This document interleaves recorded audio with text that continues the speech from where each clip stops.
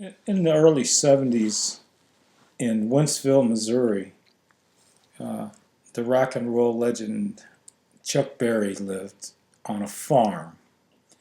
And every year for about 3 or 4 years, he held a festival, a 3 day festival.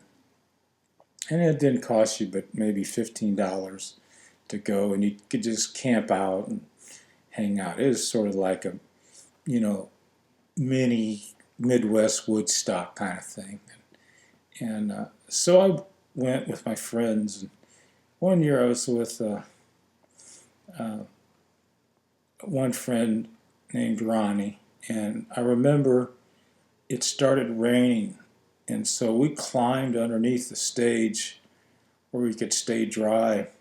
And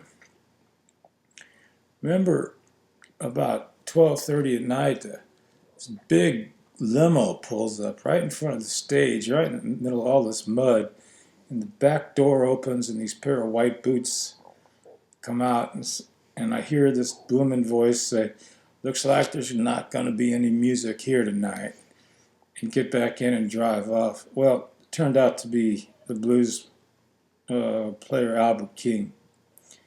So that was kind of an unusual event. And the next day we were walking, and you'd see Chuck Berry driving his golf cart around the fence, and he'd stop and talk to you. So that was pretty cool.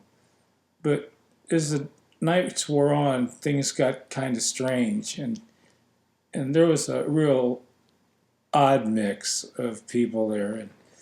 And so Ronnie and I were walking around, and we see these two bikers. And one is, like the typical big burly 300-pound biker with the beard and the blue jean jacket with the sleeves cut off and tattoos, probably about killing his mother on his arms and stuff. And he just looked evil. His buddy was a real skinny biker with a long pointed beard, and they had these two young hippies there that didn't look much more than 20, and they're arguing, and that's what caught our attention. They're screaming at this kid, and he's saying, "That acid you sold us is no damn good." And we thought, whoa, this is really getting out of hand. And he says, "Give it to me." And the kid gives him, I don't know, 10 pills or something. And the biker throws all 10 in his mouth and swallows it. And he said, "I told you, it's no damn good." And so we thought, whoa.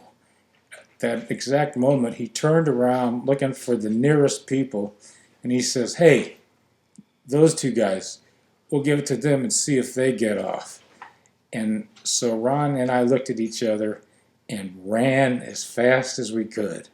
But we never heard the end of the story, but we're just glad we never did.